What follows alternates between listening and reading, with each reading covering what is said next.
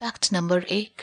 Guys, क्या आपने कभी ये सोचा है कि हवाई जहाज का रंग सफेद ही क्यों होता है? नहीं पता ना? तो चलिए मैं आपको बताता हूं। दरअसल हवाई जहाज का सफेद रंग उसे गर्म होने से बचाता है, जिसकी वजह से इसमें बैठे पैसेंजर्स को इतनी ऊंचाई पर भी गर्मी नहीं लगती, क्योंकि सफेद रंग सूरज की किरणों को 99% तक रिफ्लेक्ट कर देता है, जिससे प्लेन गर्म नहीं होते। दूसरी वजह, सफेद रंग इकोनॉमिकल और लॉन्ग लास्टिंग भी होते हैं, क्योंकि इसके अलावा दूसरा कोई रंग हमेशा धूप और बरसात में रहने की वजह से खराब हो जाएगा और उसे बार बार पेंट करवाना पड़ेगा।